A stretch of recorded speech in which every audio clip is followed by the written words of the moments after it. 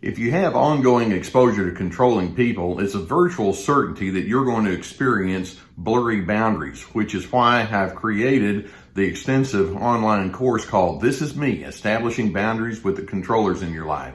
There's a link below that will give you all of the details, and I hope that you would find it therapeutic.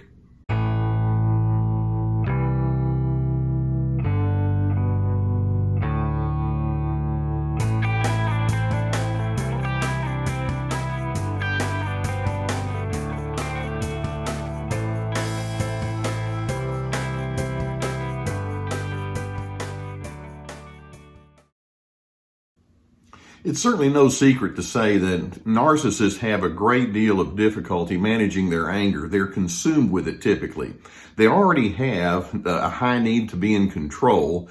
They have an attitude of entitlement. I'm the best. It's all about me. They're very self-centered. And so when you refuse to go along with their requirements to give them the supply that they want, and when I say that, to make them feel like indeed they really are better than everybody else, then the anger is just sitting there ready to come on out.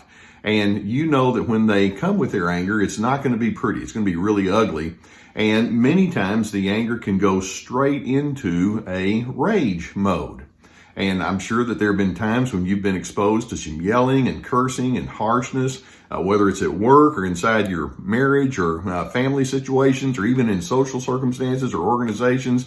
These people are not very bashful about letting it be known, I'm angry at you and I'm going to make you pay.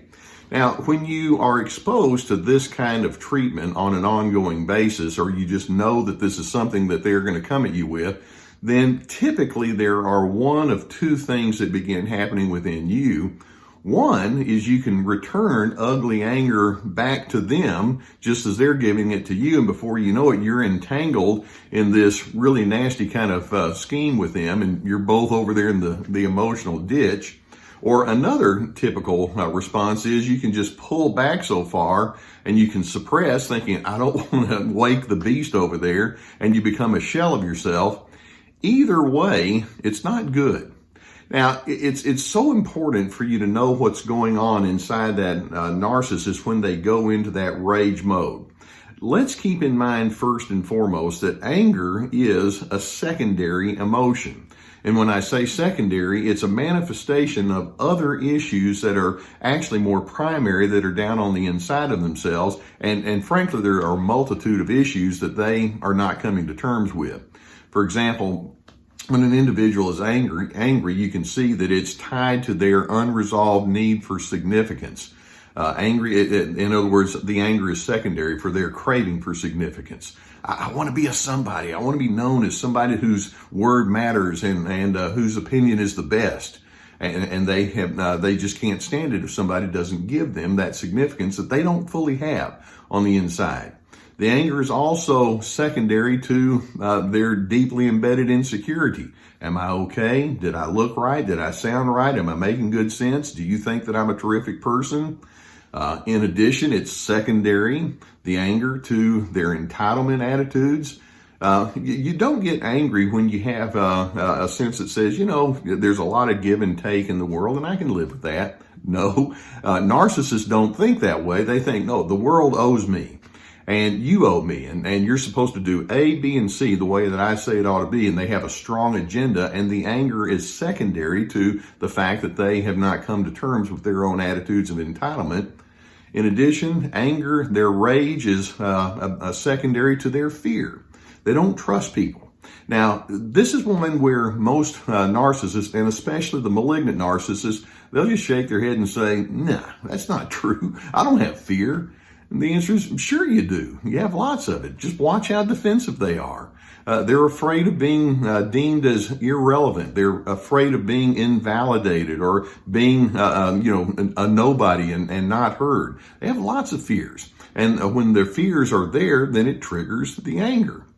They have, the anger is secondary to their lack of empathy. Somewhere along the way, they decided tuning into other individuals is not something that I need to worry about. They may have been exposed to teachings about how necessary empathy is, but they've thought, nah, I don't need to do that. That's just not me. Also, the anger is secondary to their unresolved shame. Narcissists have grown up thinking that you have to be the one who's the best. You can't let any kind of mistakes be known. And so if somebody comes along and says, well, I question you, it's not just a need for dominance. There's a sense that says, oh no, I don't want you to go into any kind of weaknesses of mine, because to say I have weaknesses, or I hurt, or I struggle, or I feel inadequate, that's a shame kind of thing for them. And so I want you to see that as you engage with that narcissistic person, they're wanting to make it all about you, when in fact the anger and the rage that comes along speaks volumes about all of these underlying emotions that drive the rage. You know, when a narcissist is going into that rage, basically, I mean, just think about what they're really implying. And sometimes they may actually say this, but basically they're saying, you have failed me, as if you're responsible for their personal stability. Or they're thinking, my life is miserable because of my interactions and engagements with you. And I'm thinking, no, your life is miserable with or without me. Or in their rage, they're saying, you are the problem. What are you going to do to fix our relationship? And they're also implying, I have to have your conformity. You are a loser. I will make you regret ever disagreeing with me or being contrary to who I am. Whew. You look at all of that and it's like, these are people that have a lot of unresolved issues on the inside, but it's of utmost importance for you to see that when narcissists go into their rage reactions, they're trying to make it all about you, when in fact they're revealing the reality that there is so much unresolved business that they have not been able to come to terms with. But unfortunately, these tend to be very, very low insight people. Now, there are multiple thoughts that I want you to consider as you try to figure out what you're going to do with the rage that the narcissist wants to throw at you. First, we're going to say that there is no constructive purpose to it. Again, I can mention that anger, when it's managed correctly, can have the constructive purpose of sharing needs and feelings and establishing boundaries, but that has nothing to do with where an angry narcissist is coming from.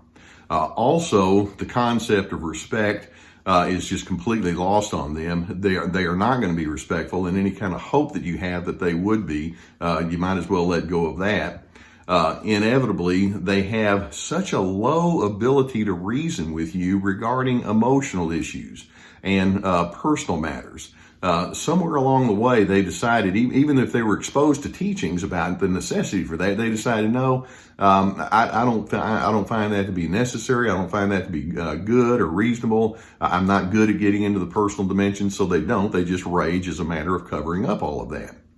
Narcissists, in their rage, have concluded control, domination, and humiliation. Yeah, that's a good relationship strategy. I mean, think about that. If somebody has to completely overwhelm you, if somebody has to completely dominate you so that they can finally walk away saying, yeah, I win, it's like, wow, that is such a poor strategy. And it's also important for us to acknowledge sometimes the rage is not always loud. Obviously it is, but many times the rage is also just beneath the surface as you begin feeling the contempt that they have and the grudges they're holding on to, the passive aggressive kind of micro aggressions that they have toward you. These are individuals who simply don't know how to do life well. They've surveyed the world and they've decided the world has failed me, but despite all odds to the contrary, I'm still going to try to come at everybody and let them know you are responsible for making me feel okay about all of my problems and woes. As you break it down, you realize these are individuals who they don't think through things well at all. So all of that having been said, let's recognize that when you're in the presence of a narcissist who goes into these rages, first and foremost, you want to disconnect as soon as possible and as thoroughly as possible. Many times you can go into the reasoning with them saying, please quit doing this and let me explain to you why this is not right. Never do they come back and say, yeah, you got me on that. Okay, what would you like for me to know? They're not going to do that. You want to just completely get away from all of that, because your exposure to this is going to do nothing but harm you. That being the case, you want to make sure that you don't keep secrets about you and that raging narcissist from other people who might be able to help you. So often, if you're on the receiving end of their rage, you think, well, I don't want to say anything because I'm embarrassed, or it's so painful.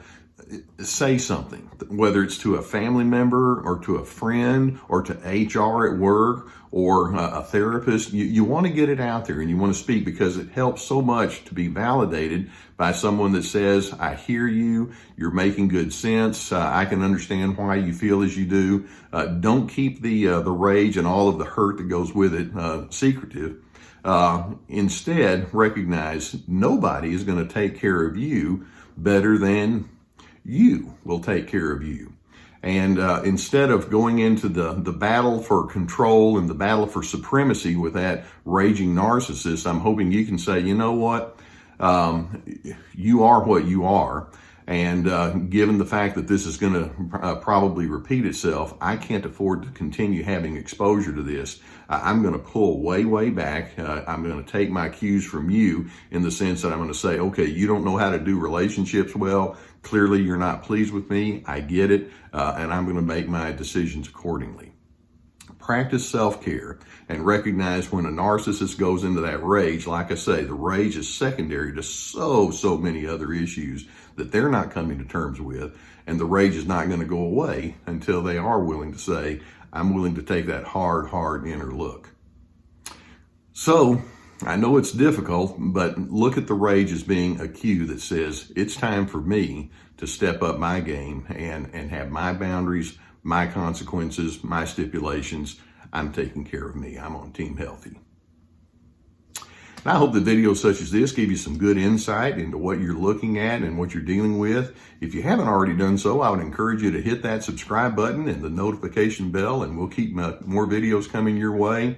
I know that when you're dealing with things like this, there can be a need for you to sift this out. And if you have a therapist in your area, I would encourage you to seek that out. Or if not, we have a group below with a link below that can take you to online therapy. And there's a whole team of therapists that can help you work through these kind of things. And I've had good feedback from that. So if you'd like online therapy, we have our link below that I would encourage you to look into.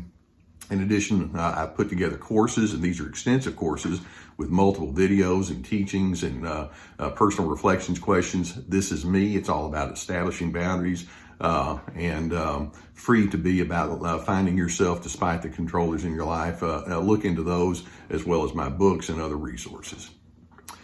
It's so difficult when you have to be on the receiving end of a narcissist's rage, but the more you understand what's going on, and the more you realize that they're trying to make you the issue when in fact you're not, it can position you to take the better self-preserving steps that you need to take. Knowledge is power. Now, all of that said, you deserve much more than to be someone's verbal punching bag. And instead, you deserve to be somebody that's treated with dignity, respect, and civility. And if that individual chooses not to do that, I'm hoping that's something you commit to, starting with yourself and then the world in front of you. That's the way that we want to live here on Team Healthy.